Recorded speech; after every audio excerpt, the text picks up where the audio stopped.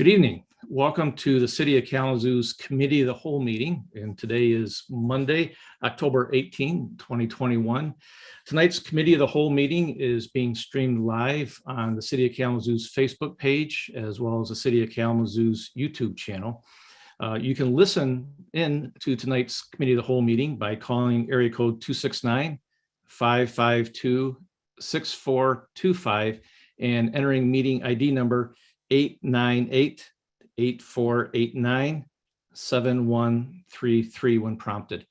And you can also leave a public comment for tonight's Committee of the Whole meeting by calling area code 269-226-6573. And I realize I forgot to introduce myself. I'm Jeff Chamberlain, Deputy City Manager, and we'll begin tonight's meeting with Mayor David Anderson.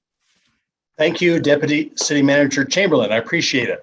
I'd like to call this Committee of the Whole meeting of the Kalamazoo City Commission to order for Monday, October 18th, 2021.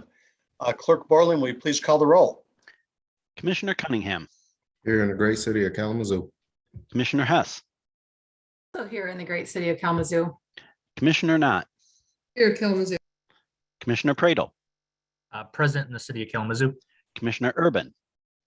Here in the city of Kalamazoo. Vice Mayor Griffin. Here in Kalamazoo. Mayor Anderson. Here in the city of Kalamazoo. Thank you, Clerk Borling. Next, communications. Any communications, Manager Ritzma? None, Your Honor. Thank you, sir. Now is the time for public comments for our Committee of the Whole meeting. Deputy City Manager Chamberlain, do we have any public comments? Yes, sir, we do. We have a few, and we'll go ahead with those right now. Good evening. My name is Dorothy Appleyard. I am a resident of the city of Kalamazoo.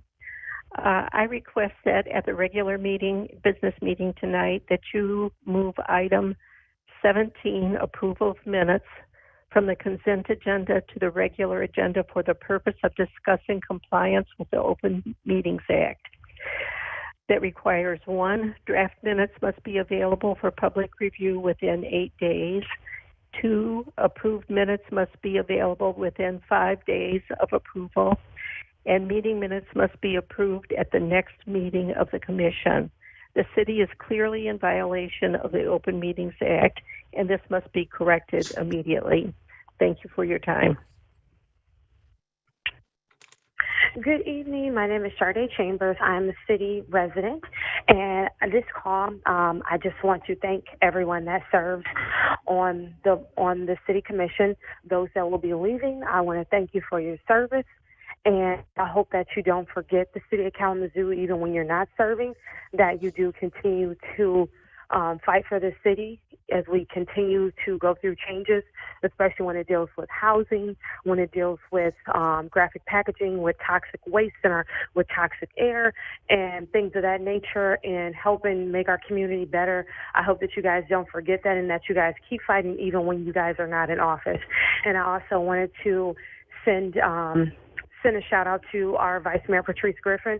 I want to thank you for all the work that you've done for this community, and in the plans that you've had in housing, trying to make changes, trying to work for felons so that they're able to get housing, and fighting with our local landlords to make things better for the city of Kalamazoo. I want to thank you for your work. It does not go in vain. You did a great job, and I look forward to seeing you in other avenues continuing to fight for the city of Kalamazoo and continuing to fight for the county of Kalamazoo.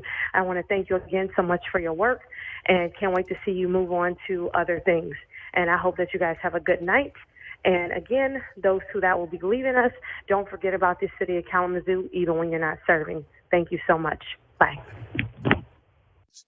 My name is Meg Adams, and I reside in the city of Kalamazoo and a member of the Isaac Anti-Racism Team. I'm really excited the DI assessment is done and on the agenda for presentation tonight. Earlier this year, City Manager Ritzma stated, as we begin our journey towards becoming an anti-racist organization, we must first acknowledge the role the city of Kalamazoo has played in systemic racism. But we've heard these words from Ritzma and others before that they're not enough. So I'm wondering and asking, although we appreciate and will lean into tonight's words in the presentation of the DI assessment, where are the assessment results in tonight's agenda package so that we as citizens can review the results ourselves as an act of transparency and trust the community? Will you share the results publicly? Mindful, of course, of any confidentiality, protecting people's personal information, but allowing the citizens to understand, as Richmond stated earlier, how the city has played a role in systemic racism as a first step. How will these results be used to plan your transformation forward as an anti-racist organization? In your last meeting, you received a report on the 1,000-year-old mound in Bronson Park. The committee consulted Councilwoman Phyllis Davis of the Matcha Shewish Band. All of you appeared on board and supported her tribe as Howard discussed ways to preserve and educate the community. Chamberlain stated the information they learned led them to change the focus of the committee. Commissioner Cunningham listed a comedy here during this project. The tribe culturally make decisions for the next 7 generations. Your attentiveness to the history of the indigenous mound, the consulting of a Potawatomi councilwoman directly impacted by the history, and the willingness to change the focus should be used with the DI report as well. Your attentiveness to the history of racism, the consulting of the DI report, and the people directly impacted by racism should drive the focus of your plans and decisions that affect the equity, inclusion, diversity, healing of historical harm and trust of this city. Hello, my name is Leander Robbie. I'm a citizen of Kalamazoo, a resident, and also work with the Kalamazoo Coalition for the Homelessness. In dealing with a homelessness crisis at the moment, the choices by the city of Kalamazoo has given itself a black eye. The choices of the past few weeks by the city, the continuing care and community agencies have criminalized homelessness. The unhoused face citations or even jail because there is nowhere for them to go except the mission. Now, the mission works for some, but for many, it simply does not. Research has proven this across our country. But until now, the leadership of the continuum of care in the city of Kalamazoo have chosen to ignore best practices and database decision-making. Our city must make much more equitable choices. Kalamazoo Coalition for the Homeless has consulted repeatedly with members of our homeless population, Kalamazoo organizations, and other communities with using effective solutions, and also a group called Community Shelter Solutions. And in the 7 o'clock meeting, we'll present that. Thank you. Hello, my name is Ashante Collins, and I am a resident of Kalamazoo City. I am a student at Western Michigan University, and I'm also the Anti-Racism Task Force intern of Isaac. I believe that the city of Kalamazoo needs to be more forthcoming with information as it relates to the residents of our city. The DEI, or the Diversity, Equity, and Inclusion reports have been finalized, and yet they have not been released for public viewing. However, today you will be presenting on the reports without previously releasing the reports to the public. We, the public, don't know if the information that you are providing us is in fact the full report, parts of the report, because we do not have it in front of us to see for ourselves. The Office of the DEI in Kalamazoo is supposed to promote the advancement of diversity, equity, and inclusion throughout all internal functions of the organization and in public projects and programs. With diversity comes transparency.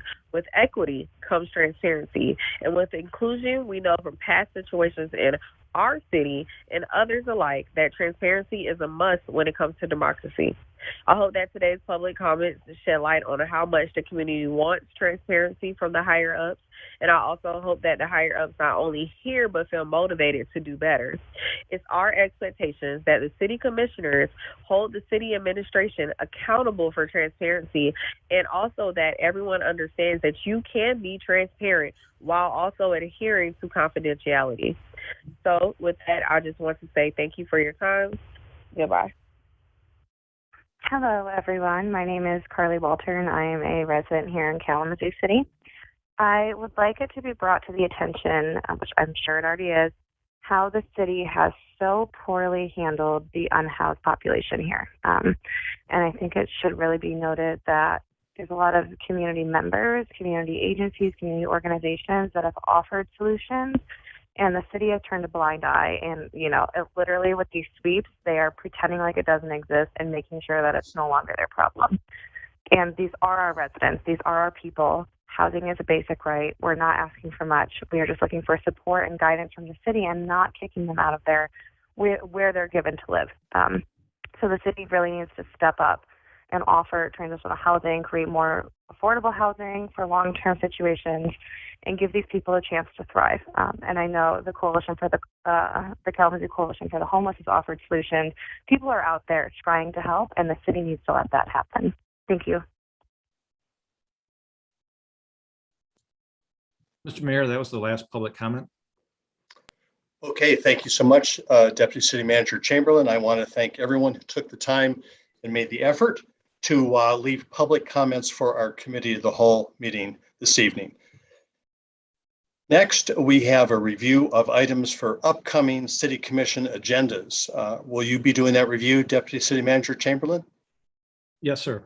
Just very quickly tonight, there's a 7 o'clock business meeting with the Kalamazoo City Commission. It is a full agenda tonight. We had one caller ask for one item to be moved off the consent agenda. We also have 2 other changes that the city manager will be mentioning at that evening. One is an item for the creamery payment in lieu of taxes. The owner is asking us to withdraw that tonight. There's further work to be done on it. And then finally, there's an item on the consent agenda regarding authorization to proceed with the Kalamazoo Public Safety unions regarding negotiations, and we'd like to move that to the regular agenda. And then tonight is your last business meeting, just as a reminder, prior to the upcoming election, which means that the next meeting of the Kalamazoo City Commission after tonight will be on Monday, the 8th, which will be the swearing in of the new City Commission and the final meeting of this City Commission. And then the City Commission's next business meeting will be on Monday, November 15th. So just wanted to remind everybody that. So that is all, sir. Thank you, DCM Chamberlain. We have several items on our work session agenda for tonight. And I imagine Manager Ritzmar, are you kicking that off? Yes, I am. All right. First, we have Director Sean McBride and a member of the authority, Gregosine, that will give us a Metro Transit update. Sean? Well, thank you. My name is Gregosine. I'm the current chair of the Kalamazoo County Transportation Authority and the Central County Transportation Authority. As you're aware, in Kalamazoo, we have 2 authorities that are responsible for the governance of public transit within the county. One authority, the Central County Transportation Authority, covers line haul bus service within the metropolitan area, and the Kalamazoo County Transportation Authority covers what we generally would refer to as a dial-a-ride service that covers the whole county as well as the metropolitan area as well. And that's called Metro Connect. Well, we have the 2 separate authorities with 19 members appointed by the County Board of Commissioners. It's been our practice to meet together monthly and share a joint chair. We believe that follows the original intent of establishing an integrated countywide governance model for Kalamazoo, and we think that it works very well. We meet together, our agendas are combined, and we're able to deal with issues that affect both authorities. I also want to thank our drivers and staff at Metro and Apple Bus for their diligence as frontline workers during this pandemic. They continue to provide mobility for the members of our community under some very difficult and trying circumstances, as you can imagine. We're proud of their efforts, and we know you are as well. I also want to recognize my fellow authority members for their dedication and commitment to transit. We have an excellent record of attendance at all of our meetings, and people are fully committed. I'm going to turn this over now to Sean McBride who is Executive Director of Metro, who's going to give you an update of how we faced those challenges this last 18 months, as well as while we balanced mobility in the community with public health concerns and safety.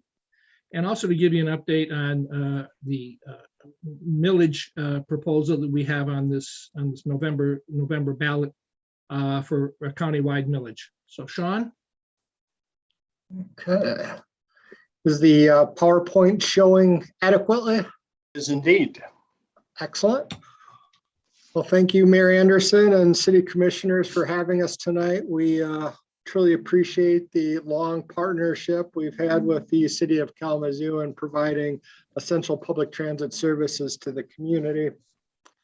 I'll start off by giving an update on public transit and what's been going on since the pandemic started, and an overview of the upcoming millage election.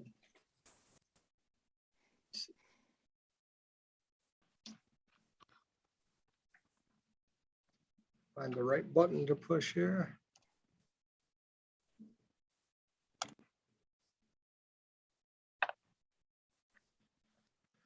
So since the pandemic started, we've had to change our services and adapt to tremendously as an organization. And one of the things that's clearly evident is that public transit, no matter what the conditions, is an essential service to the community. We've really seen, even as we change services, that people need to get to jobs, they need to get to their educational opportunities, and they need to have access to services in the community, especially medical services. And as far as the things that we adjusted over since March of 2020, on the fixed route bus system, we almost immediately within the first few months of the pandemic, we actually stopped providing fixed route bus services for a period of about 6 weeks. During that 6-week period, Metro Connect provided all public transit services, maintained hours, and maintained services to people getting to essential jobs. So we truly appreciate the help of Metro, of Apple Bus during that period of time. Since then, we've adjusted hours of service, and for quite a while, until just recently in August, we were not collecting fares. In August, we started collecting fares again.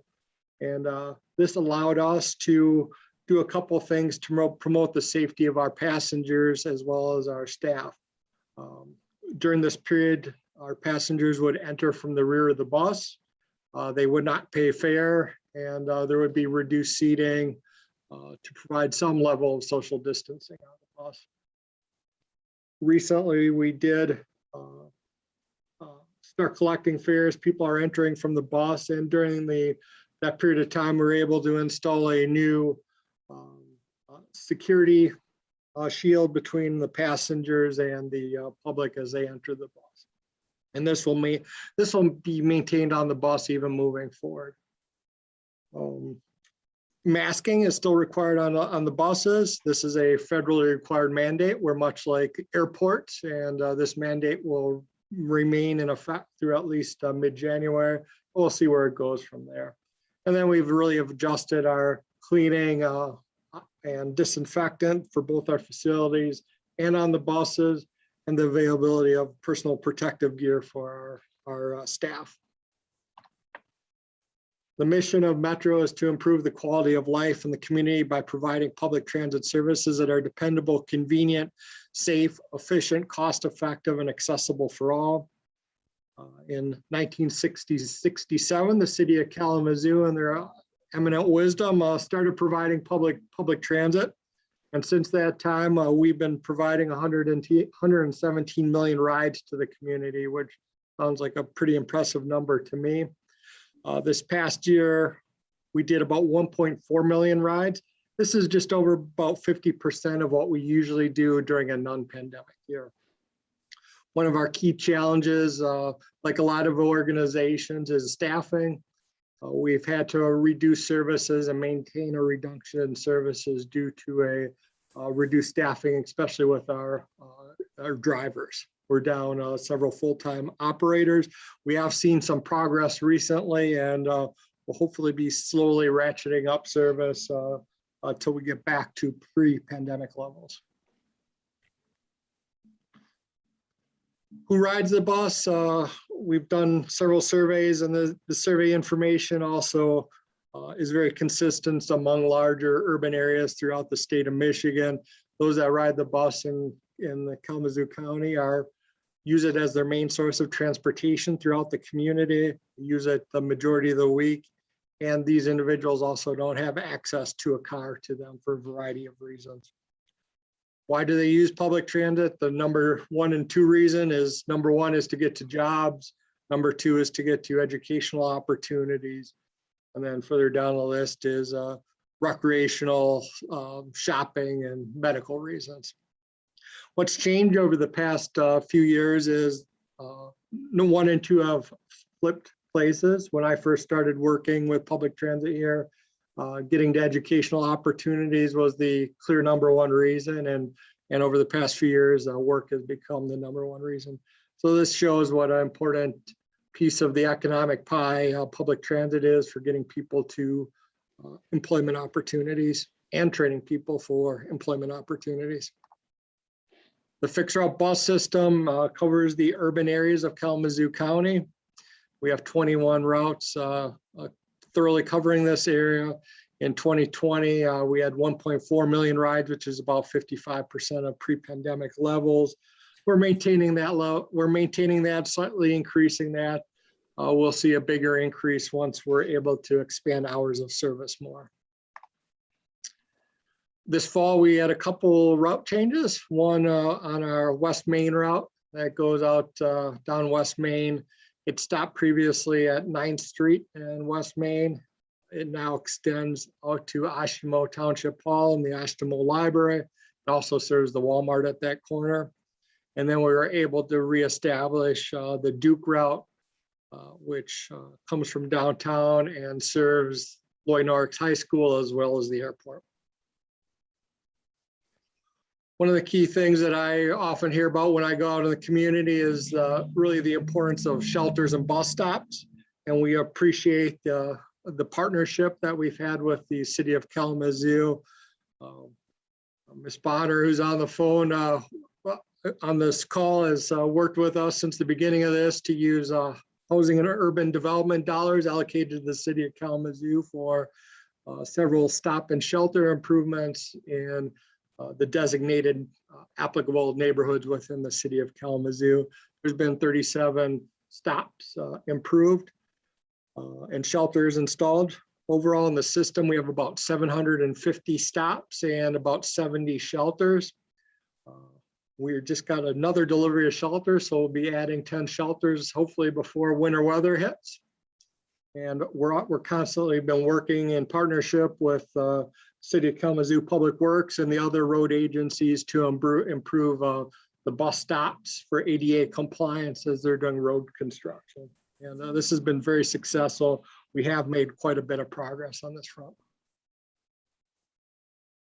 Here's just a couple more pictures. One of these is installing benches. We have 5 benches that were actually from the Parks District. They were no longer in service and they were transferred to us, which we appreciate. And we put 5 benches throughout the community and they're very well received, and we'll be looking at doing that some more in the future. Metro Connect is our demand response service, or dial ride in a lot of communities. This service is available to everyone in the county to go anywhere in the county. It also goes to one area outside Kalamazoo County. That's the VA hospital in Battle Creek. We do have regular service that goes out there, and it's a very widely used service to get out to the VA hospital. So to use Metro Connect, you need to pre-register and schedule your ride. The general ridership fee is $12 per direction. If you're a senior citizen or an individual with ADA qualification, it's either $4 or $3 per trip. Most of our rides are for individuals using the reduced fare. The ridership on Metro Connect for COVID year 2020 was 92,000 rides. In a typical year, we're closer to 171,000 trips per year. And we have seen very steady ridership increase year after year in Metro Connect. And we're really seeing an increase in the past 2 or 3 months that will be quickly back up to equal levels of service. And one of the things we were restricting the number of people on vans and buses for this service. In August, we increased that to 3 people can now ride at one time on the Metro Connect. As an organization, we're always looking at how we can provide extra value to the community. One of the examples of this during the pandemic is working with the Kalamazoo County Office of Emergency Management. And our role in assisting with pandemic response was providing transportation for individuals that were homeless or living in some of the For example, the gospel mission early on when there was quarantining going on and people were being moved from those locations to alternative locations for isolation. We provided that transportation. So we did about 64 hours and probably about 64 trips of that during the pandemic. We're also respond quite frequently to house fires that were called in, and especially large apartment fires that will come out in the middle of the night and help be a warming station for those that are impacted by a fire event.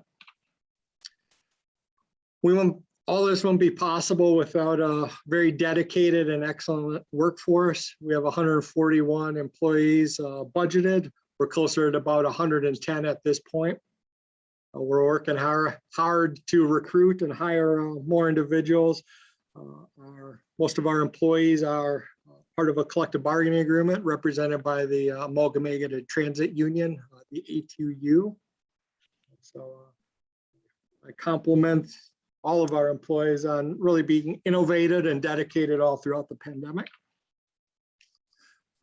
Chair Rosine mentioned kind of the transition in our governance structure.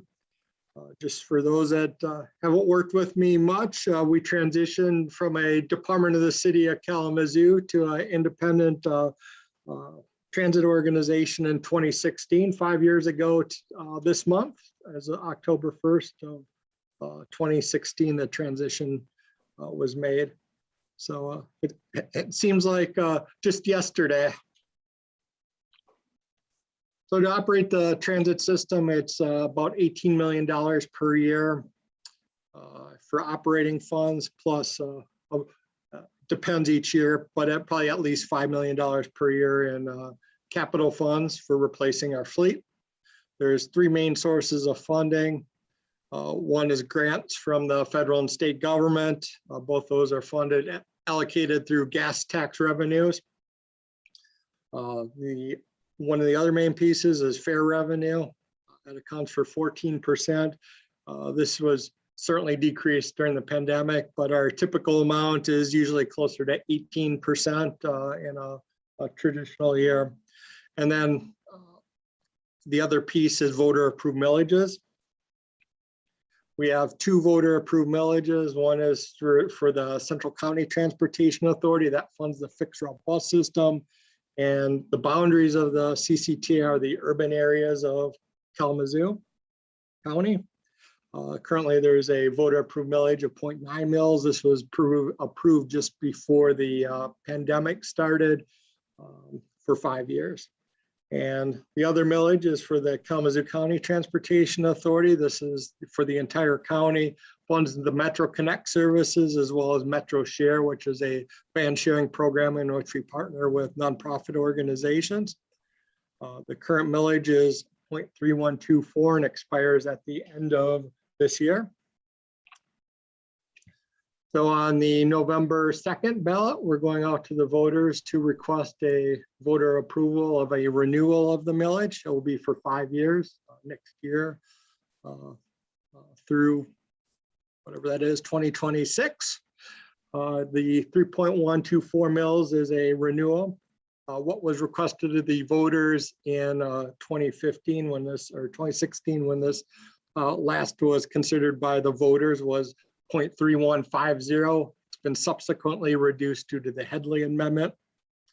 And again, we're asking for the support of the voters to continue this millage. It's an important piece for funding our operations. We won't be able to provide the level and depth of service. We won't be able to leverage state and federal dollars without this voter approved millage. And just for a house of about $200,000 market value, that's about $30 per year. So moving forward, we have two key things that we're going to be working on. One is building our services back up to pre-pandemic levels. And then number two, we're working on a long-range planning process, a comprehensive operational analysis. This was last done in 2009. And this is really a in-depth look at all of our services and how we can improve those. We certainly will be looking, inquiring with City of Kalamazoo staff. And we also invite the commissioners to provide their input as we make adjustments to the system moving forward. All this won't be possible without the partnership with community partnerships. Obviously, one of our most essential partnerships is with the City of Kalamazoo. We were born from the City of Kalamazoo to what we are today. We continue to operate very closely with a support service agreement. We contract with the City of Kalamazoo for back office supports with finance, IT, benefit services, those sorts of things, and it's been working very effectively. And another partnership with the City of Kalamazoo is the Youth Mobility Program, funded through the Foundation for Excellence. We started that in 2019 before the pandemic. It's since the pandemic began, it's been on hold, but we're starting it again this school year. It's we've changed a few things. The partnership now involves Metro Kalamazoo Public Schools, and we've added a new partner, KidNet. One of the roles of KidNet is that they're able to really bring the perspective of youth, involve youth, and they know how to work with youth. So they're going to be involved with training the youth that are selected as part of the program, and then they also have youth ambassadors that help with the design of the program. We're also going to have volunteers on site at the schools and at our facility to help with the work liaisoning with the students as we move forward with the program.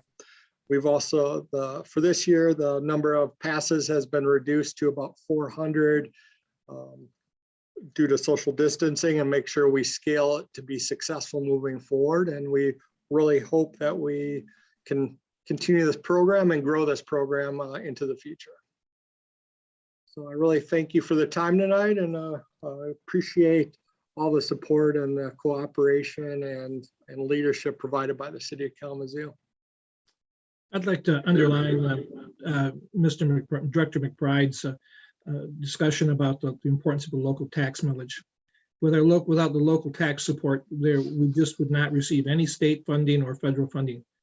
It's really the local tax support is that keystone to our ability to be financially viable. This millage election we do this every 5 years. We come before the voters, and we really like to have your collective and individual support for the millage going forward. As I said, it's the keystone to our ability to remain financially viable and be able to continue to provide service to the community. Thank you very much, Board Chair Rosine and Director McBride. I really appreciate you being here and making this presentation. Been around through all those iterations of moving from the city to the county, and I'm very glad to see that you are doing this great work and continuing on as a county-wide basis. It's certainly a regional kind of transportation system we need, and so I really, really appreciate your efforts. I'm personally supportive of your request for this millage renewal, and I'm hoping that's successful. Are there questions from anyone on the commission for Board Chair or Director McBride? Once again, thank you. Thank Keep you. up the good work. Thank you. We appreciate the opportunity. City Manager Ritzma. Thank you, Mayor. We have on the agenda, second is a presentation on the diversity, equity, and inclusion assessment. This was an internal assessment performed by Michigan Public Health Institute, MPHI. They're with us this evening.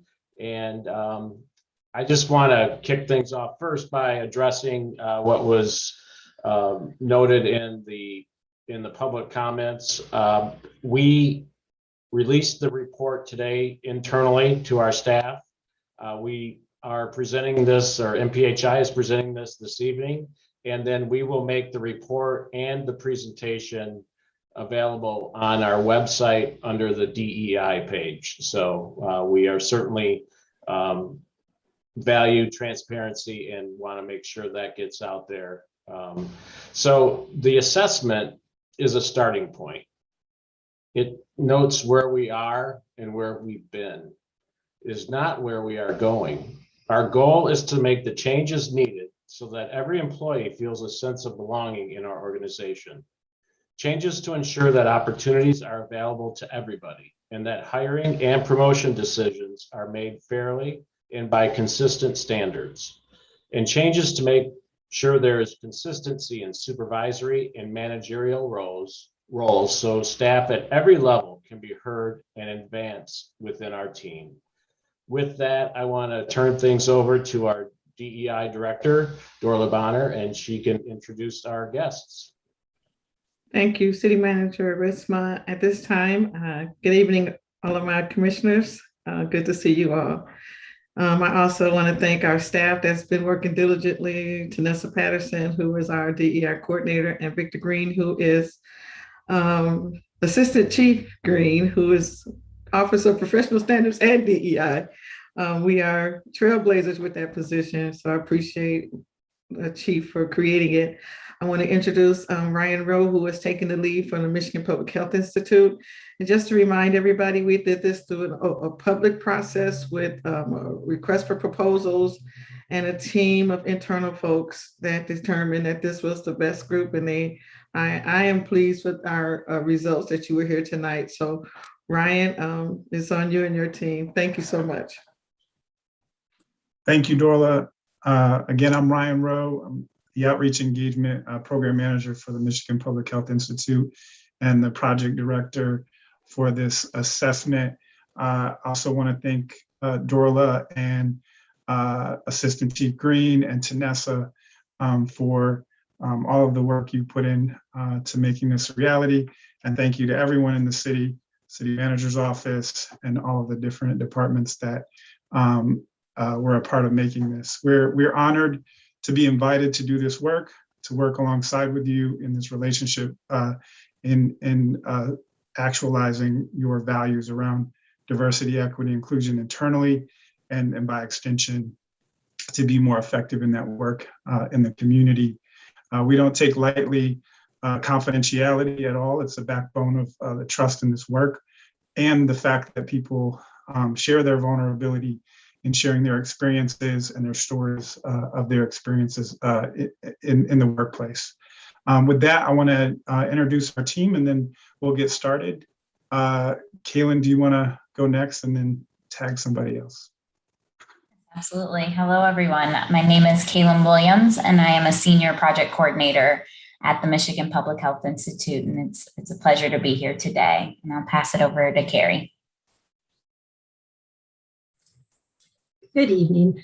I'm Carrie Morgan. I'm a research scientist at the Center for Health Equity Practice, and that will bring it to Darnell. Hello, everybody. I am Darnell Blackburn. I am a consultant that was fortunate enough to work with MPHI, specifically working with the Public Safety Department. Thank you, team. And I'm going to go ahead and share screen unless there's a button someone needs to push for me first, and we'll get our presentation started.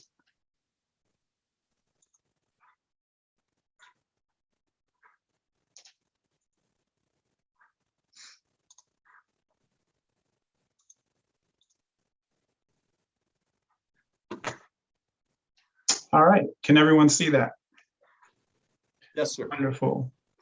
All right, well, I again wanted to welcome you all here and thank everyone for allowing us to do this work. Without further ado, I will pass it to Kaylin to get us started with some concepts that will be important for our discussion tonight. Thank you, Ryan. So yes, as Ryan said, we're just going to start with some key concept definitions, and that's just to do some level setting. And there are many definitions that are used when thinking of diversity, equity, and inclusion, but just some level setting today for our discussion. So diversity, equity, inclusion are three interrelated concepts used for ensuring values alignment, health, and success within communities and organizations as reflected in their cultures and system.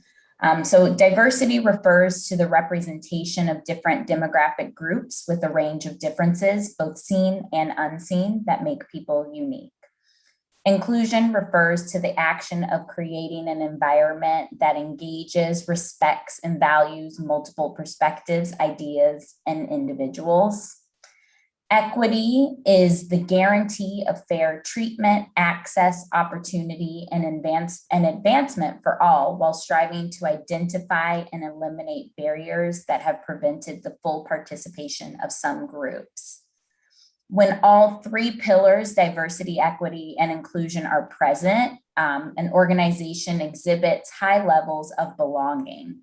And belonging is, which we'll dive into a little bit more in the next few slides, but belonging is the feeling of security and support when there is a sense of acceptance, inclusion, and identity for an individual within a group. Anti-racism is the active process of identifying and eliminating racism by changing systems, organizational structures, policies and practices, and attitudes so that power is redistributed and shared equitably. And anti-oppression extends just beyond race and racism to all forms of oppression. So racism, sexism, classism, ableism, heterosexism, by changing systems, organizational structures, policies and practices, and attitudes so that power is redistributed and shared equitably. Thank you, Kaylin. So in this journey of this work, as we were invited to do this assessment, and we had several conversations with leadership, and we kind of worked off these two key definitions about some of the relationship and motivation and goals for this project. So when we were first contracted, Dorla was quoted as referring to this work as basically that we want equity to become ingrained into the culture of our organization so that our internal and community-facing work and relationships will reflect that culture. So just pointing out this internal work as a part and an essential part of being more effective externally in the work of equity and justice in the community. And then City Manager Ritzma said, as we begin our journey toward becoming an anti-racist organization, in fact, I think someone in the previous comments noticed the power of this quote as well, is it important to acknowledge the history of racism and to understand that words are not enough. We must demonstrate our commitment to transformational change with credible action to change policies, promote community healing, increase trust, and ensure community members are treated fairly and truly valued.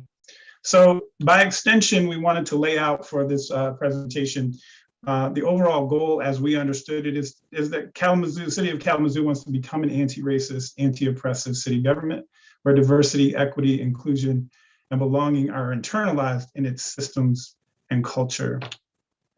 And by extension, the goal of this assessment is to provide the foundation for an inclusive, human-centered, and data-driven DEI action plan that centers the voices and employees most impacted by inequity. So we're looking forward tonight to kind of distilling down what eventually became a 155-page report. But ultimately, in a nutshell, our goal here is to make sure that both the systems and the experiences of employees within the City of Kalamazoo and by extension in leadership are put together in a picture to create the foundation for the next phase of this work to implement a plan. I'll pass it to Darnell. Thank you, Ryan. One of the things that we know is that diversity, equity, and inclusion are interdependent. We know, we recognize that that diversity is something that can be accidental. You can walk in a room and it can be diverse, but to have these three, they have to be interrelated and interdependent. So, for example, you can have diversity and inclusion, But if you have diversity and inclusion, if you look in the circle here, the dominant group or ideology is deferred to for decision-making opportunities and promotions. So that's what happens if you have diversity and inclusion only without equity. So you can't exclude the three. They all have to be, again, intertwined and working together. And when they work together, you have a sense of belonging. An organization that engages in the full potential of the individuals, where innovation thrives and views and beliefs and values are integrated. So you'll hear that often throughout. And belonging, it's just the feeling of security, support, and when there's a sense of acceptance, inclusion, and identity for a member of a certain group. It's when an individual can bring their authentic self to work, and oftentimes people aren't able to, and employees feel like they don't belong at work, and their performance in their personal lives suffer. So we want to make sure that we recognize this. An organization with a high sense of including and belonging is twice as likely to meet or exceed financial goals, 3 times more likely to be high performing, and 6 times more likely to be innovative, as well as 3 times more likely to achieve better outcomes. So we recognize that if you look at the tree here under belonging, you got higher morale.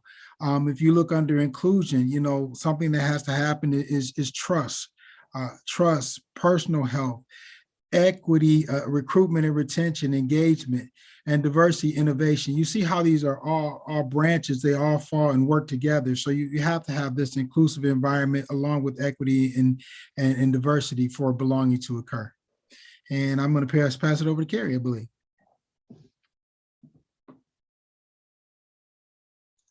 Actually, I'm going to take this slide and just set up for the course of this presentation, just something to bring it all together, this visual of diversity, equity, inclusion, and belonging being centered in the systems and culture. And it will remind us as we go along how to connect all of these in this overall goal of becoming an anti-racist, anti-oppressive city government. Just to give a big picture of the process here, we started in February of this year with a kickoff meeting and conversations that helped us refine the approach for this assessment. In May, we opened a survey and began requesting the documents for our document policy review. We did the document review throughout May, and from May throughout the course of the entire assessment, the time period you see here. When we closed the survey on May 28th, we began our listening sessions and conducted those in June with our different groups to refine and build out data and voices that may have not yet been represented, or we wanted to dig more into themes from the survey. And then, of course, we gave our final report over on October 1st, and we're in the course of doing these final presentations to our charge group and to the public. So that's it in a nutshell. But to point out also in terms of our methods, it's a mixed method approach that combines policy, quantitative, qualitative data to give an overall picture. You'll see many quotes throughout this presentation. That is qualitative data that reflects the highlights and themes of the data compiled to give this full picture of where your starting point is, as the city manager says, and where the gaps are to begin to address the needs in this area. So once we conducted all of that, we came up with 5 themes in terms of areas that can be addressed to improve diversity, equity, and inclusion, and create a sense of belonging and health within the city of Kalamazoo working environment, culture, and systems. And they are, in summary, 1, a lack of standardized protocols and coordination of DEI efforts into one strategy, a lack of internally demonstrated commitment to DEI that leads to skepticism and disengagement of some staff from the DEI effort. 3, higher rates of microaggressions and unfair treatment toward Black and women employees were seen as dismissed or unaddressed by supervisors and are commonly unreported. Number 4, racial and ethnic isolation an overrepresentation of men and disparities in job type, longevity, and salary contribute to a lack of psychological safety for BIPOC and women employees.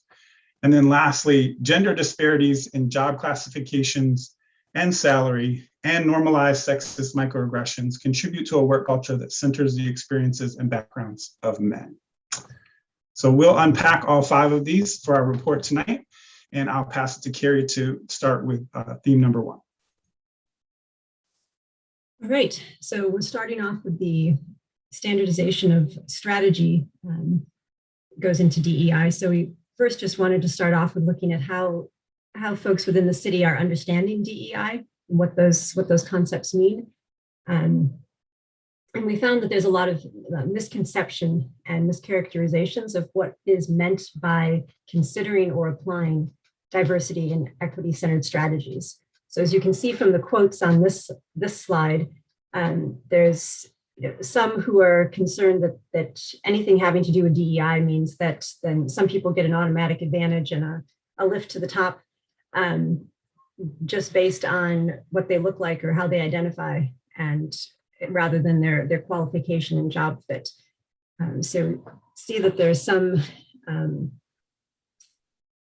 varied concern about how we can go into that space of DEI with people understanding and coming together in a shared understanding going into it.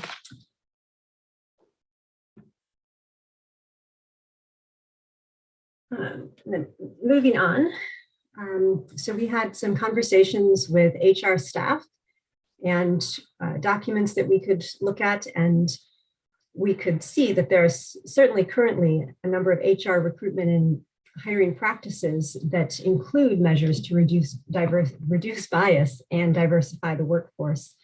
However, when you actually look at what's documented, those documents actually lack control mechanisms for personal biases and leave much of the decision-making regarding recruitment approach to the discretion of individual hiring managers and human resources staff. So this means we don't have a way to make sure that everybody's doing the same kind of thing. So here we are showing a slide that shows these different job titles that came up during the course of this project, and whether or not there was any express statement about DEI or any special attempts to recruit folks who might help to promote diversity of the workforce. And we do see in documents, this is not something that is required at this time. So this is just one example of where there's a lot of intent that's around individual work and individual commitment, but not sort of spread out evenly across practices and policies. All right, and another way this theme manifested was in supervision standards. So, a number of employees talked about having very positive experiences with their supervisors, and they felt valued and supported. They felt included in decision-making. But we also had data that suggested that these same supervisors are also acting as kind of a gatekeeper or a key towards equitable work culture. And so that there was a lot of variation in people's experiences based on who the supervisor was. And so especially given that we don't have anything in documentation form to suggest how supervisors should be operating, that discretion can lead to a very mixed experience for employees of the city.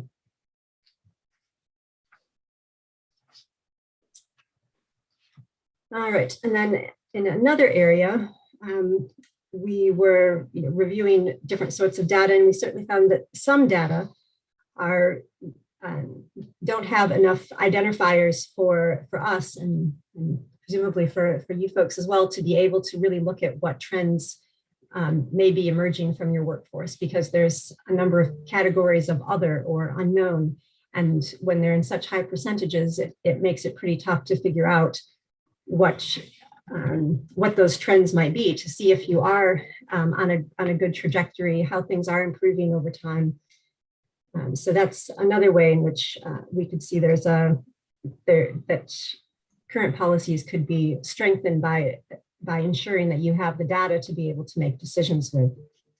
So, for example, in that, as I say, that slide that Ryan just passed by, you see that we have 72% of the separations over the period of time that we looked at, which I believe was the previous calendar year, the previous 12 months. I mean, but we had 72% that were identified as some other reason for separation. So that makes it pretty difficult to figure out if there's any trends across race or ethnicity either. And similarly, we had a big percentage of people who left the city who were of some sort of unknown racial or ethnic category. Mama, can I go with Ellen and Tristan around the block? Mama, can I go? Yes or no? Mama, yes or no? No. Carrie, I can take it from here. I don't know how to get to the mute. You're good. So let's put it all together. This first theme of standardization of strategy in relation to the overall goal. When we have disparate strategies for recruitment, hiring, and promotion, it certainly affects diversity, but it also affects the access of equity that's required to have equity. Gaps in data collection, again, how do you track your goals for diversity and equity if you don't have solid data? Again, I want to reiterate, that does not mean that the data was as extremely missing as those two examples. There were other places that we had completely adequate data, or we wouldn't have been able to do this assessment, but we did see gaps for improvement in areas we weren't able to assess where the data could be improved. Inconsistent supervision standards affect almost across the board. Certainly equity as gatekeepers to access and equity, certainly inclusion in terms of how you value the ideas and opinions and include people in decision-making. And then that goes to the overall sense of belonging. Am I accepted here? Am I valued? And the overall morale and engagement of employees. And then lastly, misperceptions in DEI are the very basis by which we can have a dialogue. And they are oftentimes reflections of an overall sense of belonging among employees, an overall lack of trust, or overall lack of a gap between relationships within different departments. All right, so that's our theme number one. Theme number two, I will pass it to Kaylin. Yeah, so in the next thing, I'm going to talk a little bit about commitment to DEI. And so that's both employees' perception of commitment to DEI and DEI efforts, as well as commitment as written in policies and practices that we reviewed. So starting out with this slide here that we have, a commitment to internal DEI practice. Our assessment found limited evidence of written commitment to values of DEI in the 6 citywide or department-specific mission, vision, and value statements. So as you can see here, there were in some cases, it was missing.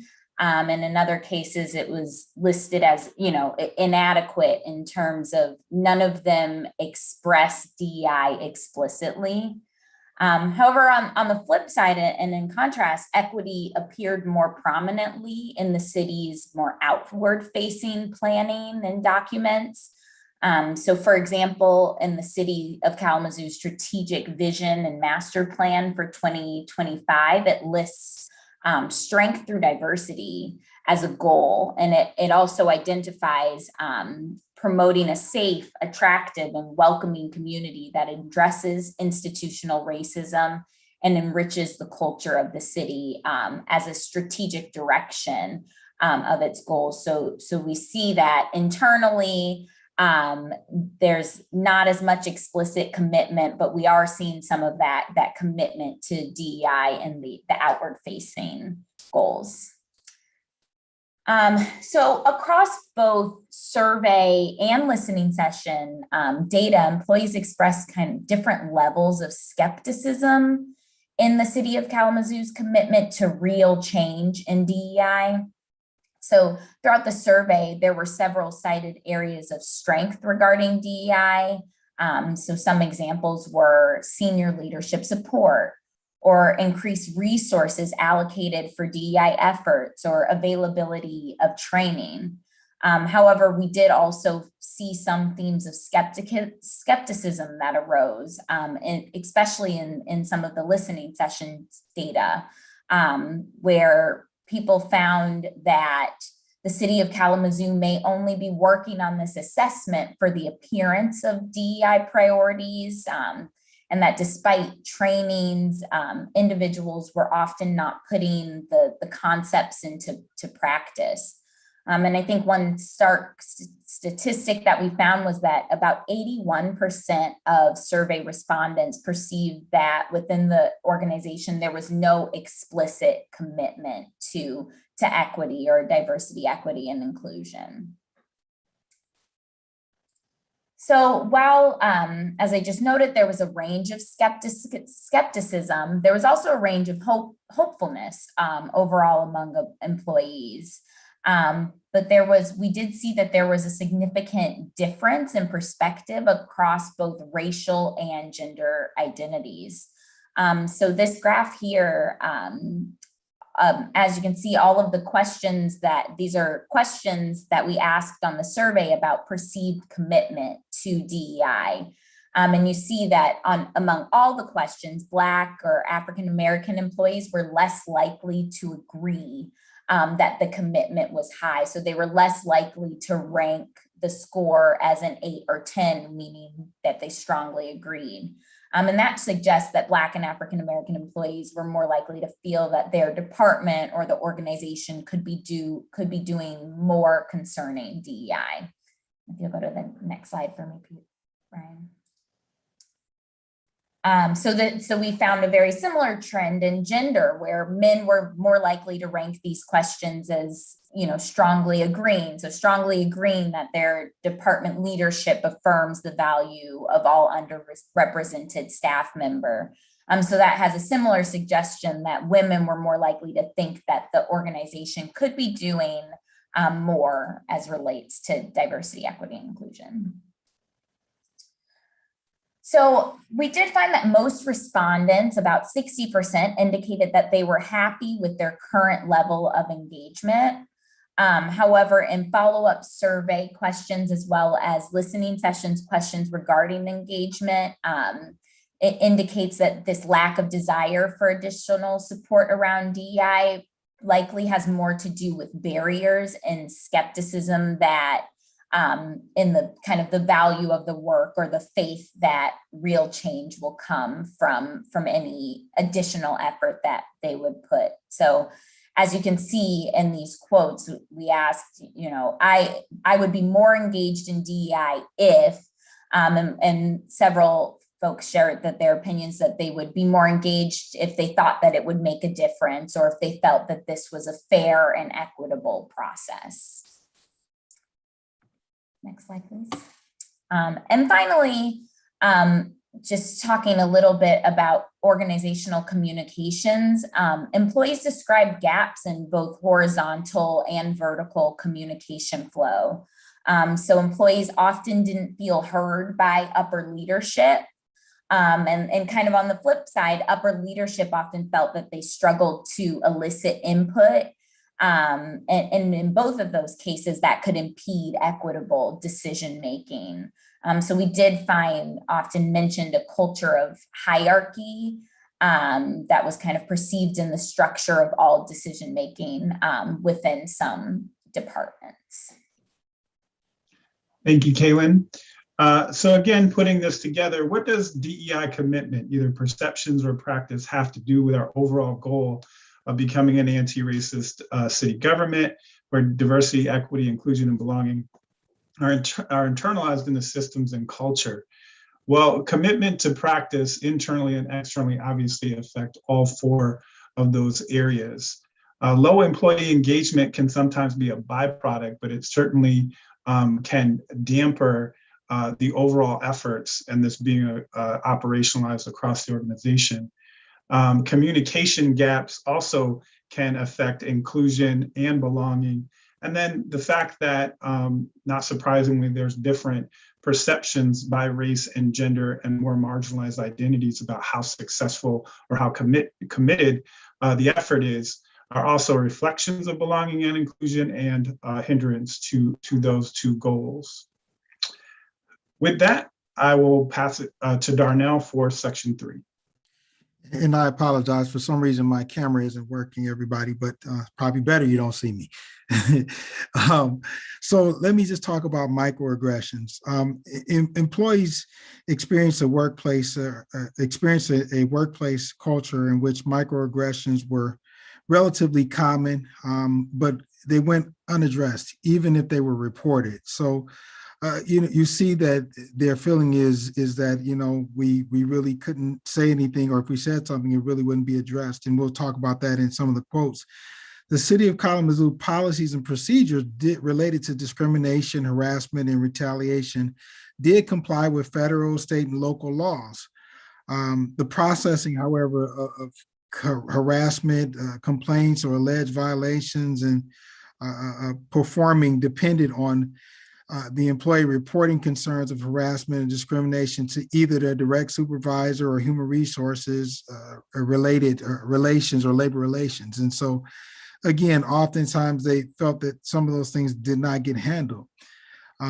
Employees experienced or knew numerous incidents of microaggressions between coworkers around the following kinds of bias: race, gender, sexual orientation, age. And according to the survey, almost 3 times as Black employees were almost 3 times as likely to feel that they suffered from these microaggressions, and Hispanic and Latinx employees experienced twice as much treatment compared to their white employees. And what we found too was that women, as men, experienced the unfair treatment more so in the workplace. So you see that there were some disparities. And, you can see in this comment, it's recommended to my supervisor that they hire a male and not somebody who is at the age that could be becoming pregnant soon. I think they said it to be funny. I personally didn't find it funny at all. So here's a great example of the disparate treatment, or the microaggression to be said, against a woman. So something to see.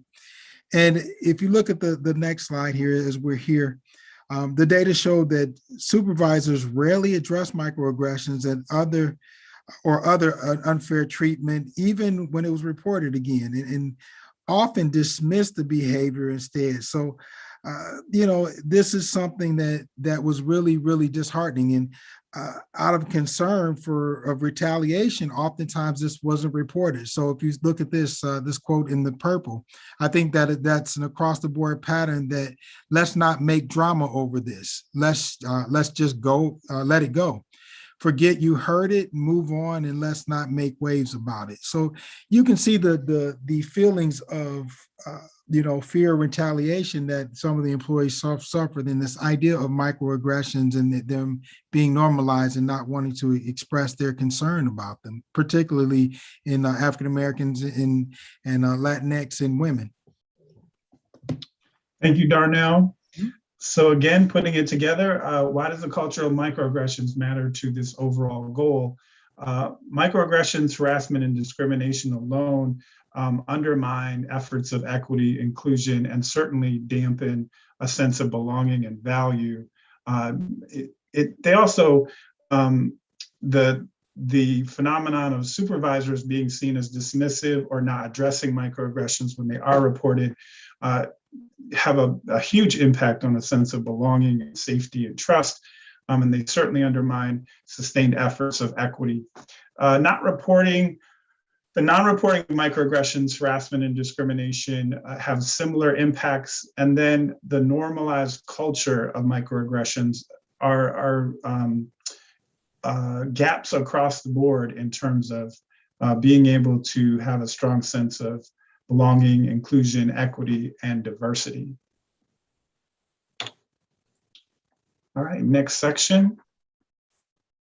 I'm going to talk a little bit about representation and unsafety around discussing race. And data that we looked at described a workplace culture where, as Darnell mentioned it, race-based discrimination was experienced, but not as often discussed or acknowledged. Although a few employees did believe that the city had begun to address it. And I'll start by just talking a little bit about the racial and ethnic disparities in job type, longevity, and salaries. So EEO data demonstrated by racial category that the city of Kalamazoo is predominantly white and predominantly male, and we see some disparities in job category, longevity, and salary. So an example is in terms of job category across the organization, technicians, professionals, operatives, and executive and senior level leaders, as well as managers, were predominantly comprised of white employees, whereas most Black and African-American employees were employed as an EEO category of service workers. And then, as you can see here on this graph, while almost 41% of white employees, which is highlighted in green, earn more than $61,000 in their salary, other racial groups were less represented among employees earning at the higher levels. So that's just one example of some of the disparities, and the report goes into a few more examples of that. So employees experienced a workplace culture where that did not provide psychological safety for having difficult discussions around race and discrimination, according to what we learned in our listening session. So Black and Indigenous or people of color employees worried about being further marginalized if they reported discriminatory treatment. And at the same time, it was noticeable in the listening sessions, there was an absence of talk about race among white employees. So that could suggest just a discomfort with having those explicit racial discussions, especially in work settings, or even a lack of knowledge that employees were facing some of these challenges. And these quotes just highlight some of that example of either BIPOC employees not feeling safe around having those discussions and white employees equally not feeling safe, but because of discomfort or just lack of knowledge. And the data showed various impacts of that culture, such as not being able to express one's opinions freely, or even as the first quote says, this is what I have to do. I try to blend in even though I don't. So feeling like you have to blend in, which can lead to heightened workplace stress and exhaustion, and just a lack of safety or enthusiasm of participating in helping to change the workplace culture. Thank you, Caitlin. So again, bringing this all together, why does the lack of psychological safety matter for this overall goal? Racial and ethnic disparities in job type, longevity, and salaries certainly are at the front lines of a diverse workforce, but also in creating an equitable system. Fear of expressing opinions has everything to do with belonging and inclusion, as does a lack of psychological safety, and they play across the confidence of whether their opinions matter and whether they are safe from retaliation or other impacts. That all combines to the increased stress and exhaustion that is common when there is a lack of belonging, safety, and trust. And so that's the critical point, and probably one of the areas in which we see the strongest intersection of how belonging is harmed in the connection to some of these other systemic and cultural gaps in DEI. Lastly, I'll hand it to Carrie for section 5. All right, I'm just going to go a little bit further with what Kaylin introduced, but to just talk about the context of an overrepresentation of men in the workforce, and that's compounded by the gendered roles that Kaylin mentioned. So as she talked about, we find there's a kind of stratification of roles in certain job categories. So women are underrepresented in every EEO job category except for administrative support, and occupy lower salary groupings across those classifications. And they're also starkly underrepresented in most of the common mid-level positions where they're likely to have influence in decision-making or ability to change policies and culture. So that's the other thing to think about with job categories is where folks have more and less sort of power to be able to influence the organization and the environment around them. So we have men are employed in far greater numbers as technicians and craft workers and operatives, while women are employed at higher rates as administrative support workers. Men were slightly more likely, I'll say, to be senior level officials or managers and first and mid-level officials and managers compared with women.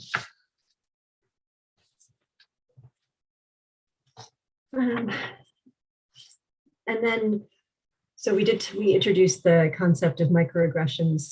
Darnell did that 2 themes ago, and that continues into the world of gender as well. So what we're trying to sort of show is what happens when you do have a group of a workforce that is so heavily weighted towards a few types of identities, and what do the rest of the folks feel like in those situations? What is their work culture like? So I think women's experiences we heard were certainly shaped by being a minority in a number of situations and experiencing microaggressions. Some women talked about needing to sort of fit into a man's world, or talked about boys' clubs that they needed to navigate. And so the quote that's here refers to that. And so again, this is about just this sort of everyday levels of aggression that are built up over time, and it has impacts for how people can reach their best sort of potential within the organization. Thank you, Carrie. So bringing home this last theme of gender inequity, again, the overrepresentation of men is a reflection of a lack of diversity, but affects inclusion and a sense of safety and belonging amongst women in particular. The gendered work roles are a reflection of inequity and a lack of inclusion. Sexist microaggressions, again, are a reflection of different aspects of equity, but certainly harm a sense of belonging and inclusion. And again, the psychological safety that we referred to in the previous section, all creating a perception of a man-dominant work culture that, again, goes to the heart of inclusion and belonging, but also is a primary barrier to working across gender to try and solve those gaps. Lastly, kind of bringing it all together, we've talked, this is a pretty busy slide, so I wouldn't worry, we're not going to get too deep into this, but I did want to leave you with this because as we move through these are obviously very serious trends, but at the same time, I think the city should be commended for turning towards these issues, naming them, and getting the involvement of staff and voices of staff and the data needed to address these. And so one thing I wanted to point out is one framework that we use in our work is to assess where is your organization along a continuum of becoming an anti-racist, multicultural organization. So the basic continuum at the top here is you go from monocultural to multicultural to anti-racist, and then anti-racist, multicultural. So down in these colored squares, we sort of have these different phases in a nutshell. So coming from an exclusionary institution, a club-like institution, a compliance organization, an affirming institution, and a transforming institution. And then lastly, 6 is sort of the ultimate goal, is to eradicate barriers to equity and live into what an organization might look like in that final goal.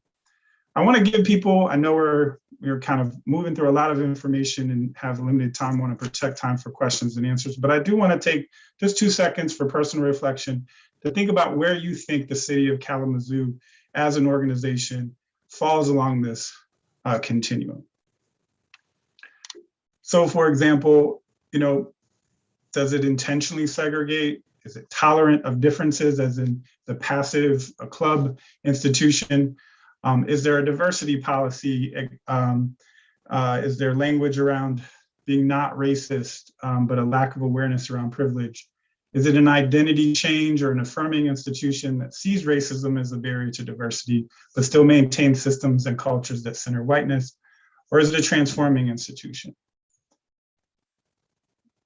I'm going to guess, as sort of a common theme, that you might see yourself somewhere around 3, maybe leaning towards 2, maybe leaning towards 4, maybe, on average, some people may see solid 2 or solid 4, but that you land here. And the point of bringing up this slide is that the majority of organizations land somewhere around 2 or 3.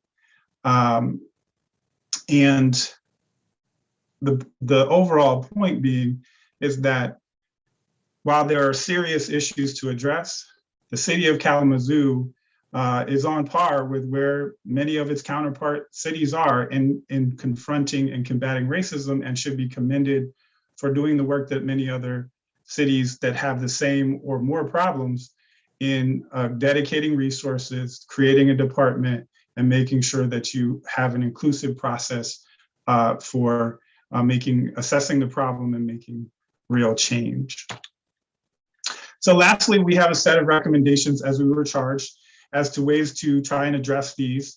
And I'll just run through them quickly.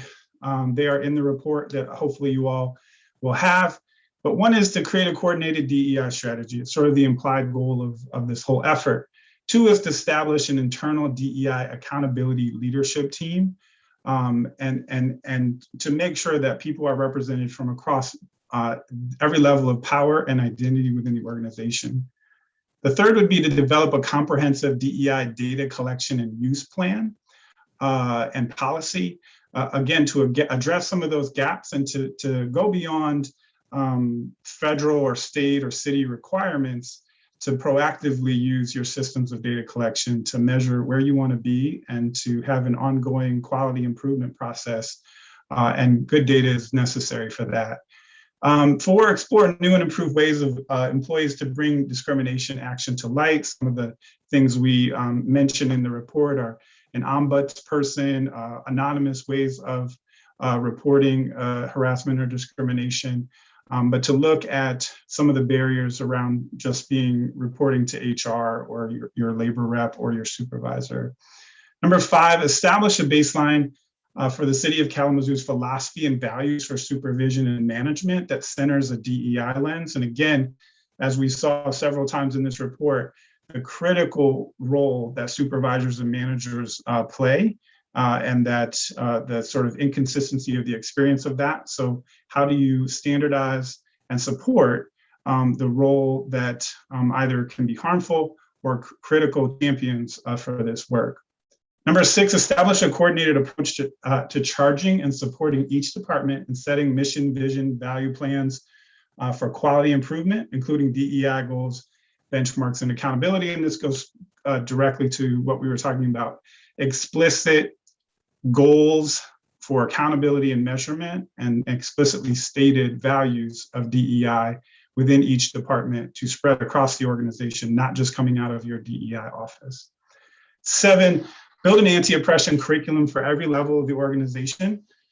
And so this means from the beginning, from recruitment to orientation, it's no longer just trainings, but there's a coordinated strategy for a lifelong employee, where you want them to be, where they need to be for their role, and how is this coordinated curriculum assessed for its effectiveness and implementation. Number 8, establish a vision and plan for addressing and supporting the overall well-being and sense of belonging of employees across the organization. As we talked about a lot tonight, that is the foundation. It can be a two-way street. More belonging creates a more fertile soil for DEI, and more DEI creates more belonging. Number 9, establish an equity in all policies committee. And this would be a little different than that internal employee group. It would be maybe stakeholders from inside and outside of the organization, but a way of reviewing each policy within a DEI lens. For example, as a municipality, I'm sure there's a process by which you might suggest a new policy and you'd have to do a financial impact review. This would be an equity impact review. And those types of tools can be developed, and you have an oversight board to look at those types of processes and make sure that they're built into each of your policy endeavors. Lastly, number 10, expand and sustain a permanent appropriation for your Office of Diversity, Equity, and Inclusion to reflect the enormous scope of this work. I think it should be said that given these recommendations, given these gaps, given the goal that you've set for yourself, you don't currently have the resources and capacities to do that. Not many people and organizations when they first start out do. And I think that's we think that's going to be a critical step to state what is the reflection in your permanent budget of the capacity needed and the commitment needed to complete this work. And that in and of itself is an assessment that hopefully this data will help you establish now that you have a better sense of the gaps you want to address. I'll pass the next slide to Kaylin. Yeah, so here we've put together a possible timeline for implementation of those 10 recommendations. And this is by no means prescriptive, but rather just a starting point and a visual for illustrating the fact that there is a natural progression over time for these recommendations. So they all don't have to happen tomorrow.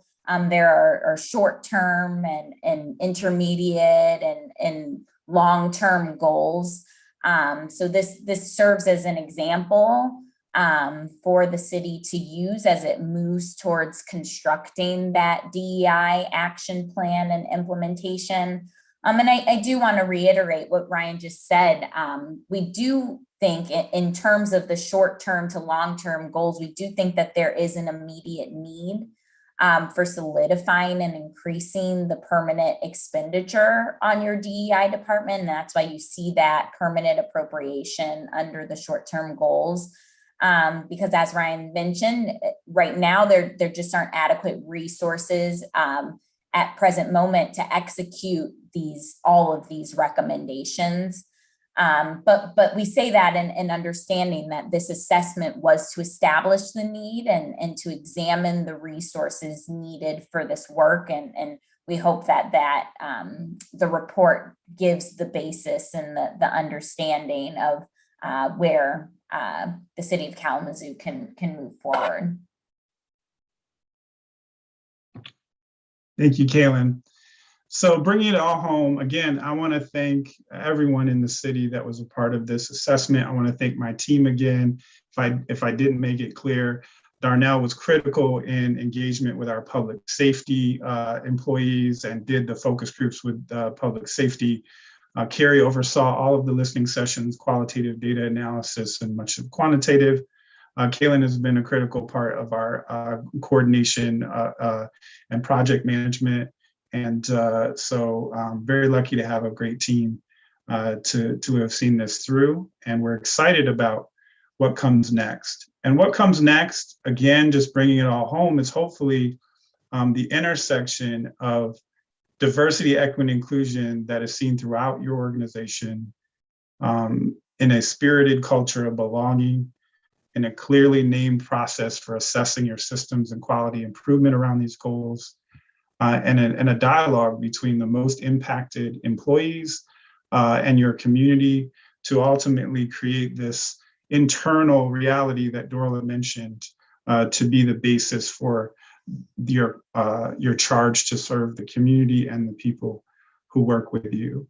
So when we have that, this tree that we keep bringing up is the fruit of this is a vision we hope to set before you as a hopeful North Star, where you have coordinated strategy, you have psychological safety, you have this culture of belonging, a sense of mission, an equity lens on your policy, financial sustainability, and even success because of this sense of belonging, supervisors as DEI champions. And we encourage you to take this from here because it doesn't belong to us and it doesn't belong to just the people on this call, but all of the stakeholders who are invested in this, in the harm that happens when this work isn't done and the beautiful possibility that happens when we're all committed to it and understand what's needed. And so we pass this back to you and your community to hold each other accountable and support each other in creating your own vision for what's next. I know Dorla and her team are already moving on bringing that together. So that's where we'd like to leave this tonight. And again, just say thank you to everyone, and we'll open the floor for any questions you may have.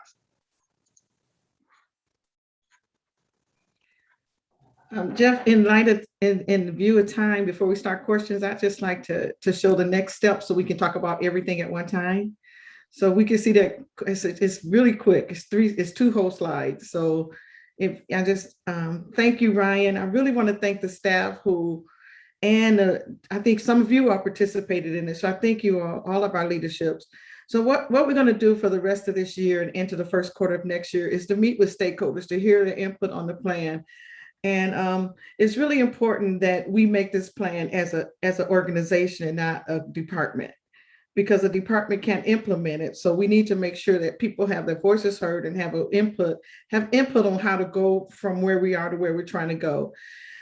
At the end of the first quarter year, our goal is to present a plan to the stakeholders and the commission. And your goal as a commission is we want to approve a resolution to make sure this department is a standard. It remains in our organization. Next slide. Is that it? Okay. And then this is going to be a 3-year plan because we want this to be included in our next master plan to make sure it's incorporated into our organizational work as a given. The plan will include recommendations, but other things that we know are best practices and are necessary for the work. And we're really excited about our collaboration with KDPS and Assistant Chief Green, because in our plan will be the sub-plan of KDPS. So it will all be in one spot so we could see it. And I think that's all I have for my part. So now we can have questions. So David Anderson here. I just want to say thank you once again for this very comprehensive and extensive plan and report. Very helpful. A lot of information, but I think it was provided in a way that, even in a relatively brief period of time, you can get a sense of this. And thank you, Director Bonner, for leading this and helping set this up for the commission. So as everybody knows, we do have a business meeting at 7, which is coming up now in less than a half an hour. So we'll have a time for a few questions. I might also make a recommendation. I know we have another item for the work session that maybe we're not gonna, unless we need to, maybe we're not gonna jump right over to that and try to fit that in before our regular business meeting. So Manager Ritzma.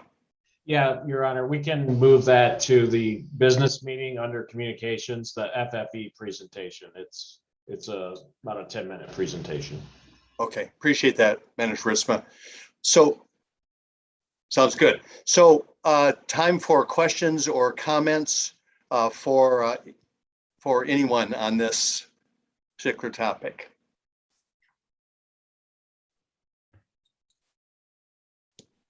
Commissioner Cunningham. Thank you, Mayor. I have a laundry list of comments. I'll start off with my question before I get to that. The comments in there stated that recommended that we, put in data collecting opportunities. But I also think that the importance of this assessment and the lesson we probably should have learned back in 2013 is to ensure that we have an extensive assessment. Dorla, if you can kind of speak to that, is there opportunity at what point where MPH I can come back and actually do this all over again? I don't have that exact date as yet. That's But just but we do know that we'll have to have some kind of assessment to see if there's been any movement. So that would be a part of the plan, but I can't say anything. I don't have anything specific as of now. And we've only had this report a couple of weeks as well. So we're still absorbing it. And I probably won't be around, obviously. Don't talk about that. When you guys actually do that, make that decision. But I just want to make sure that that following commission, obviously Commissioner Hess and Commissioner Prado, that it's something that is a priority moving forward. Commissioner Cunningham, do you mind if I just take that for a second? Thank you. I appreciate that point. And I think to put a finer point on it, one of the things that we often suggest is a part of operationalizing this and building capacity would be for us to work with you all. We'd be happy on how to build the capacity to do your own ongoing assessment. Obviously, sometimes it's time to bring in outside folks, but I think there's a lot of potential there to also train up folks to know, just like any other quality improvement process, this is the methods by which we assess, evaluate, and refine over and over, and have the data for those benchmarks. So I appreciate your.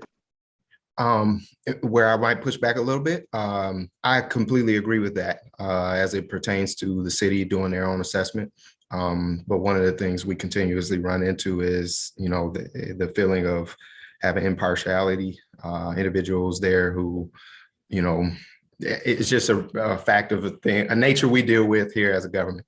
And so, yes, I think that we should have the internal components because that'll assist with the culture, right? Then the other piece is still bringing in that outside entity to assist with that process too. And maybe it's in 5 years, I don't know what that process looks like, but I think it's very imperative, important that we bring in the same organization that did the initial so that we can have an appropriate benchmark. I appreciate that. And I would say it's probably a both and for us to say, in the next 5 years, here's what you can have to help us do this outside assessment and be collecting in the meantime. Thank you so much. Yep. And going into my comments, I'll keep it brief as possible. For the community at large, in 2013, when we did a traffic study for our public safety and it came back and showed biases, I was hugely frustrated at the principle that we even had to do that. Because it's something that, again, I've been beating my head against the wall to say it over and over and over and over again. This is what we're dealing with. This is what we're dealing with. This is what we're dealing with.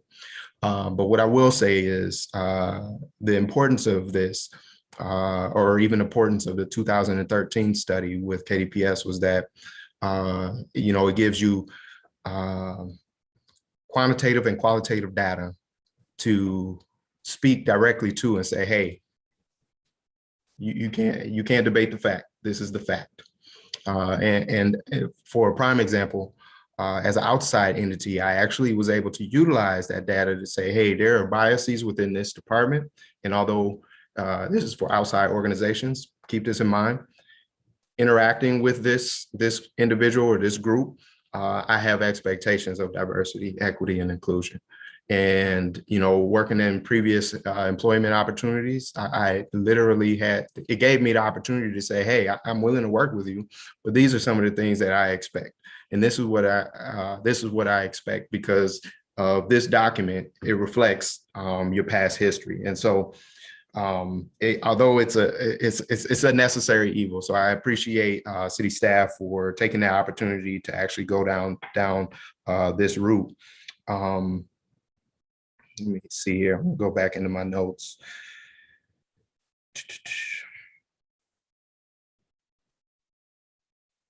One of the things I saw in there, and I just wanted to highlight, and this is just for upper management, we can't avoid conflict. Conflict is often the nature of things that we need in order to grow. And so I've been having this communication with all of my colleagues, all of our appointees. Just be open to have the conversation. It's the nature of our community. It's the nature of our nation that we have racial all of those ingrained biases that obviously they stated. And we can't run from the conversation. So we have to continuously have them. And I know that before, and it's unfortunate to say, before George Floyd died, a lot of conversation was marginalized for the things that I wanted to have conversation about. And so in truth, this DEI work probably would have happened in 2015 when I first started serving, but it wasn't a priority and wasn't a conversation that could be had. And it's unfortunate to feel that way, and fortunate for those microaggressions to be a real thing. And even as I worked with a lot of our employees over the years, these were some of the things that was pointed out in this research, is some of the things that I was dealing with consistently over and over again. So again, let's just not be scared of the conversation. Let's have it. The quicker you can bring those things to light, the better it is for us to get over the issues that we're dealing with, and or address them. So again, thank you, city staff. Thank you to MPHI for all of the work that you did. I can't speak highly enough of it. I truly appreciate it. Dorla, Director Bonner, I'm sorry. Anything that I won't be here, but anything that I can do to assist, please keep me in mind as you guys continue those surveys and data, and or, if you need somebody to be a think tank, I'm willing to be there for that, just because I understand the necessity of it. And hopefully with my years of experience, that's where I've really been intentional with that policy. And hopefully, again, with this new commission, as people vote for this next commission, for me, it's a high priority to bring in individuals whose first nature and first lens is that of our BIPOC community. So as you cast that vote, it takes 4 votes to move an agenda within the city commission. So it's important to have 4 individuals there with that lens of I'll just say the BIPOC community, and it's their first nature. And so when policy comes across their desk, they're quickly to say, hey, this is how that would impact my community. This is how that would impact this type of individual. And so I'll cut my comments short there, because Lord knows I would like to go on and on and on. But thank you, Mayor Anderson, for allowing me to say a few words, and thank you to everybody involved in this project. Thank you, Commissioner Cunningham. Always appreciate your thoughts and comments. And I do want to remind all of us, even as time gets short, is that obviously this is not the last time we're going to be having these conversations. These will be conversations, presuming looking at the plan here, that will be more often and more embedded in all of the work that we do. That's obviously our hope going forward. Just while we have the team here for this moment, particularly, those who did the work, at the city, are there any particular questions that would be just helpful in this moment? Any clarifying questions for those who participate in this work that come for the commission at this moment? Commissioner Pradel? Sure. I just have some quick questions, Mayor. This is Commissioner Chris Pradel. I know there were a couple callers that had specifically called out and asked our ability to share like a full report, and if that's possible because of confidentiality reasons and whatnot. I mean, obviously, like this was the first time I've seen the presentation. I'm seeing it the first time people in the public are, but would you mind speaking to that, just about how the public can access this report? And yeah. Yes, it is online now on the DEI page.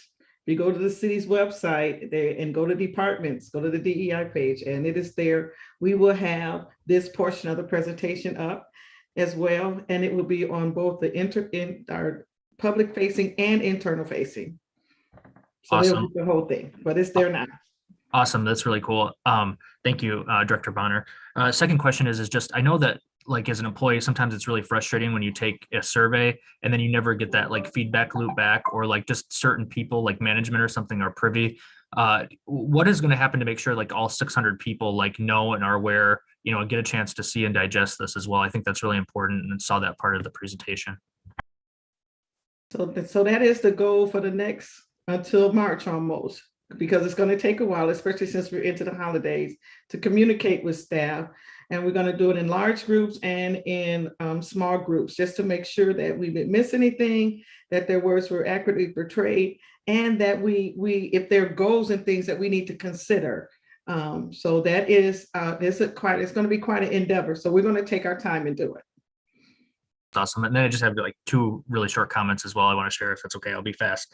One of them is just that as we form work groups and planning groups, I would just really, really love to see members of the community involved in that as well. Just because sometimes I think introspectively, when we evaluate ourselves, that there might be some shortcomings, and especially when you see some areas of our team where it's like 80% male or whatever. I think that especially like the outside community input would be really valuable.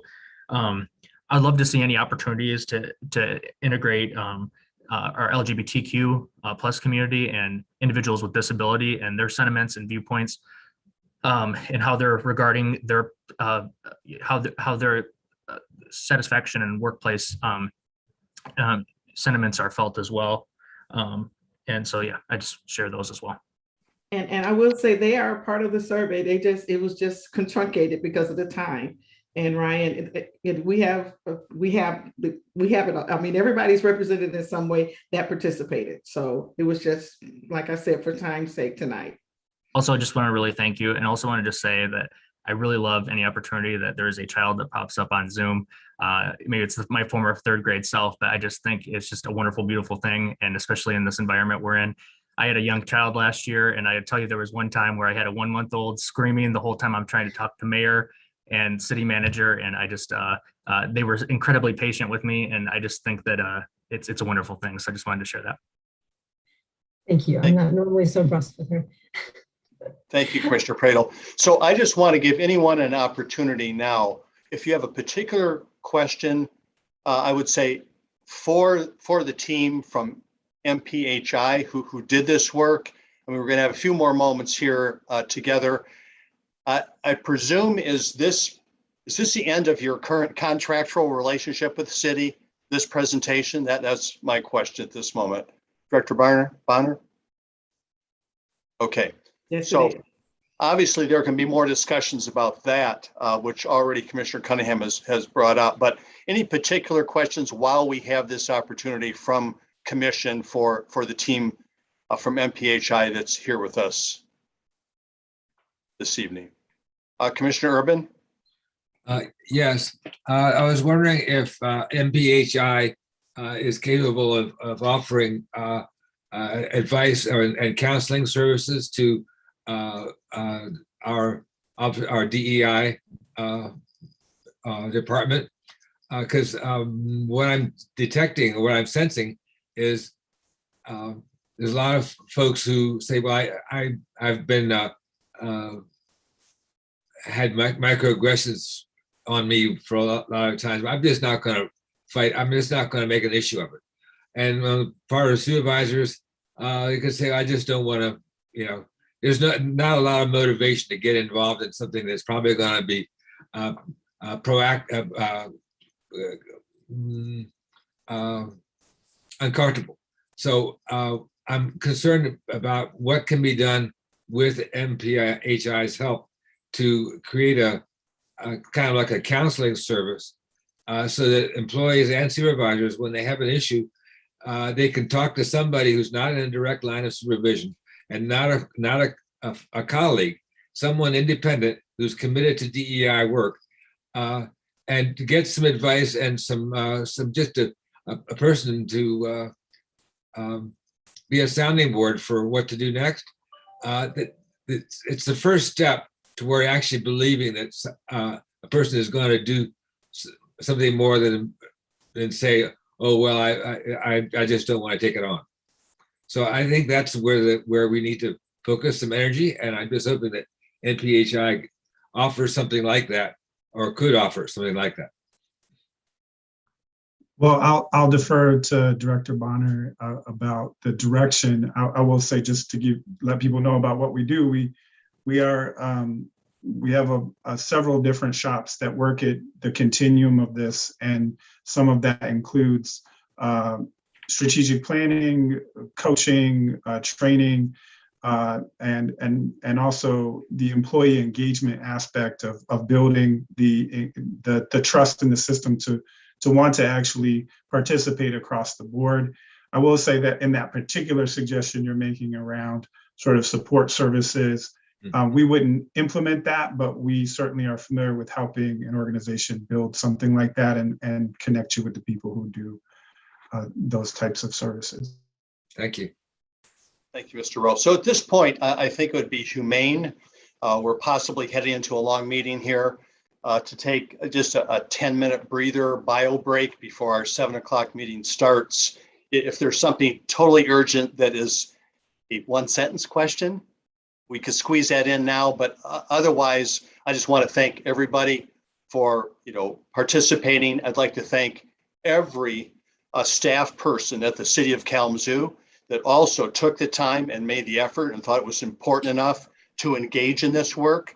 I mean, it doesn't happen without that real, candid, honest feedback. And that's what gives you good data, is people willing to be honest and participate. So I just can't say enough how much I appreciate everyone, not just on the team, but everyone that agreed to participate in this effort at the city. Very, very important. Thank you, MPHI, for helping to elicit that engagement. That matters a lot. So we do have an opportunity for commissioner comments here, which usually occurs here at our committee of the whole. Are there any commissioner comments that need to be made at this moment?